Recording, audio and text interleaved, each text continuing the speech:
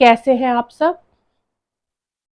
आज हम विचार करने जा रहे हैं निंदा पर कि ये निंदा आखिरकार किसकी होती है और करते कौन लोग हैं और इसका नतीजा क्या होता है, कैसे हम इस निंदा से बच सकते हैं।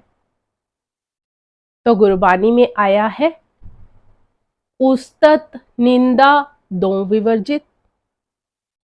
समझाते हैं कि उस्तत हो चाहे निंदा हो, दोनों को हमें त्यागना है। उस्तत उसे कहते हैं जिसमें कोई गुण ना हो लेकिन फिर भी उसकी उपमा करना, उससे कोई काम निकलवाना, या कोई ऊंचे ओहदे वाला इंसान हो उसकी बिना मतलब ही तारीफ करते रहना, उस्तत करते रहना। कहते ये भी निंदा ही है, इसका फल भी निंदा जितना ही मिलता है, ये भी बुरे कर्मों में ही गिने जाते हैं। अब निंदा उसकी की जाती है जिसकी कोई बराबरी नहीं कर सकता। अब किसी के अंदर अच्छे गुण है या कोई किसी से आगे बढ़ रहा है, वो उसकी तरक्की नहीं देख पाता, तो वो उसके गुणों को सबके सामने अवगुण पेश करता है। जेलसी के कारण वो निंदा होती है। और जब जीव निंदा कर रहा होता है तो वो ये भूल जाता है कि जिनके सामने बैठकर हम निंदा कर रहे होते हैं, और जब हम उस स्थान से उठकर चले जाते हैं वही लोग फिर हमारी निंदा करनी शुरू कर देते हैं कि देखो जी, ये तो कितना बड़ा निंदक है। गुरबानी में ही आया है, निंदा भली किसी की नहीं, कि किसी की भी निंदा हमें नहीं करनी चाहिए, हमेशा निंदा से बचना चाहिए। क्योंकि निंदा के अंदर जीव इतना अपने स्तर को नीचे गिरा लेता है कि वो कभी भी गुणों को देख ही नहीं पाता, जबकि उस मालिक ने हर एक जीव के अंदर गुण ही गुण भरे हुए हैं और अवगुण भी सब में है। अब ये तो हमारे ऊपर है कि हम किस चीज को लेते हैं। अगर हम गुणों को देखेंगे तो हमारे अंदर गुण बढ़ते चले जाएंगे, अवगुणों को देखेंगे हमारे पास अवगुण इकट्ठे होते चले जाएंगे। फिर अवगुणों से भरा जीव अवगुणों की ही तो बातें करेगा।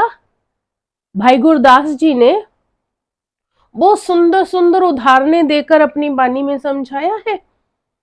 आप जी कहते हैं कि जब काली घटा छाती है तो मोर नाचना शुरू कर देते हैं। अब वहां पर खड़े इंसान कहते हैं कि जी देखो कितना सुंदर मोर है, मालिक ने इसके अंदर कितने सुंदर सुंदर रंग भरे हैं, इसकी आवाज कितनी अच्छी है, जरा से बादल देखता है तो झूम झूम कर नाचना शुरू कर देता है। तब उसकी तारीफ कर रहे थे। कहते वहां एक निंदक खड़ा था, कहते छोड़ो जी, इसके पांव की तरफ तो देखो, इसके पैर कैसे हैं, जैसे कीचड़ से भरे हुए हो। उसे गुण नजर नहीं आए, जिनके अंदर गुण थे उन्होंने गुण ही देखे, जिसके अंदर अवगुण थे उसने अवगुणों को ही देखा। ये इंसानी फितरत है। फिर आप जी ने चंदन के पेड़ की एग्जाम्पल दी कि लोग कहते हैं देखो चंदन का पेड़ कितना सुंदर है, कितनी सुगंध आती है, कितना शीतल है। तो निंदक व्यक्ति कहता है रहने दो, उसके पास तो सांप ही सांप है, पास जाएंगे तो जहर मिलेगा। गुण वाला कहता है सुगंध मिलेगी, और अवगुण वाला, निंदा वाला कहता है कि नहीं जी, जहर ही जहर मिलेगा।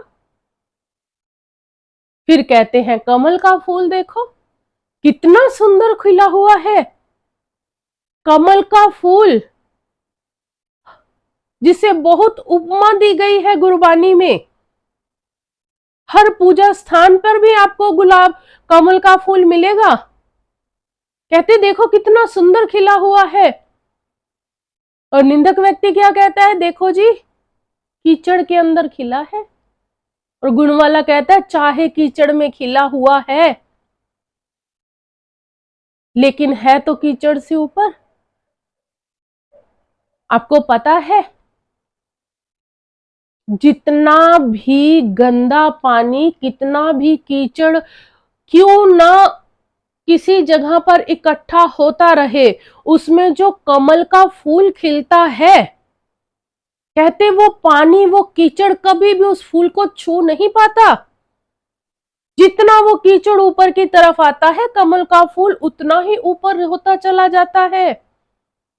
इसीलिए तो कमल की उपमा की जाती है। गुरु नानक देव जी ने कमल की उपमा में कहा है कि भंवरा बहुत दूर से आता है, कमल के फूल पर आता है, वो उसकी सुगंध मानता है, उसके पास मंडराता है, उसके ऊपर बैठ भी जाता है। कहते बट शोर बहुत मचाता है। अब गुरु नानक देव जी का ख्याल है, उन्होंने कहा कि तो इतना शोर क्यों मचाता है। तो उसने कहा कि मैं इतनी दूर से आकर भी इस कमल के फूल का आनंद मानकर चला जाता हूं, लेकिन इस मेंढक को देखो, ये हमेशा कीचड़ खाता है, इसके पास बैठकर हमेशा इसके पास लगे हुए जालों में ही उलझा रहता है। गुरु नानक देव जी ने फरमाया, एह तन चीकड़ो एह मन मेंढको, कमल की सार नहीं मोल पाई है। कहते हैं मेंढक पास रहकर भी वो सुगंध नहीं मान पाता है।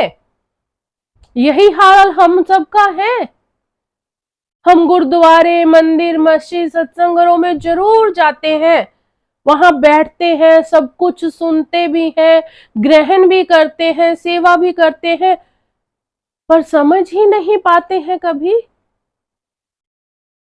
और जो दूर दूर से कई लोग आते हैं, पूरी श्रद्धा भावना लेकर आते हैं, वो कुछ ना कुछ सीख कर जरूर चले जाते हैं, जो कभी कभार आते हैं।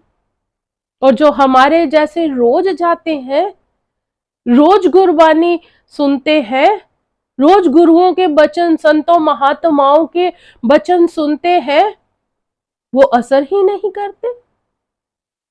फिर उसी निंदा के अंदर ही हम लिप्त होते चले जाते हैं। अब जिसकी हम निंदा कर रहे होते हैं, उसके तो कर्म धुल रहे होते हैं।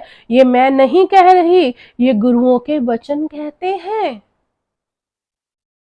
कबीर साहब ने फरमाया है, निंदो निंदो मोकर रोग निंदो, निंदा जन के खरी प्यारी, निंदा बाप निंदा महतारी। कहते हैं ए दुनिया के लोगों, तुम जितनी मेरी निंदा कर सकते हो करो, मुझे तो अपनी निंदा करने वाला बहुत प्यारा लगता है।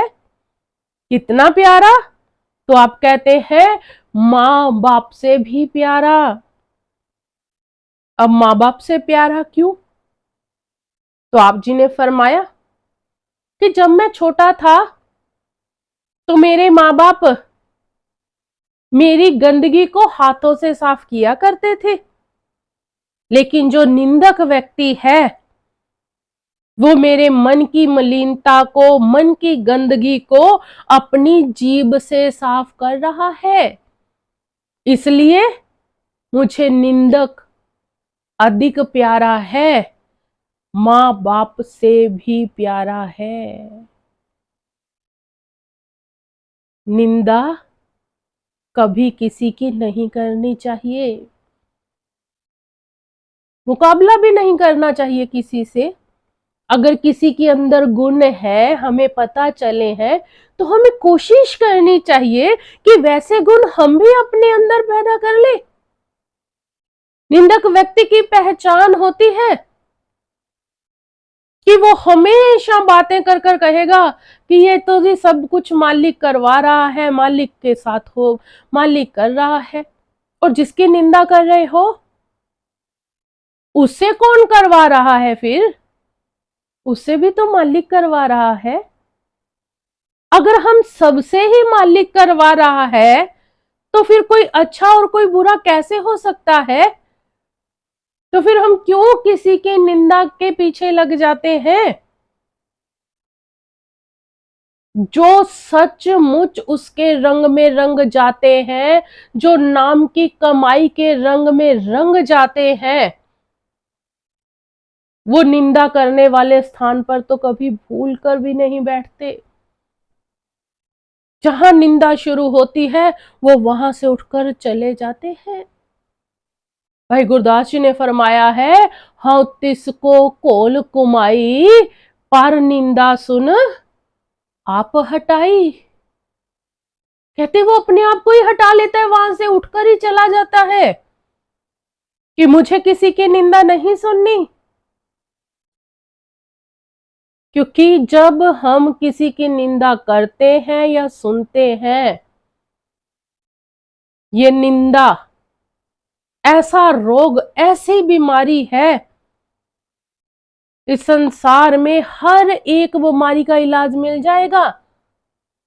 कैंसर तक का इलाज हो जाता है आज, लेकिन निंदक का नहीं। क्योंकि जब हम निंदा करते हैं, सुनते हैं, तो वो निंदा हमें फिर मालिक की भक्ति में जुड़ने नहीं देती, वो भजन सिमरन में हमें आगे नहीं बढ़ने देती। इसलिए हम जो भी बात करें सोच विचार कर करें। फिर जितनी हम निंदा करते हैं, अगर उतनी उस्तत कर लें उस मालिक की, तो हमारा तो बहुत कुछ संवर जाएगा।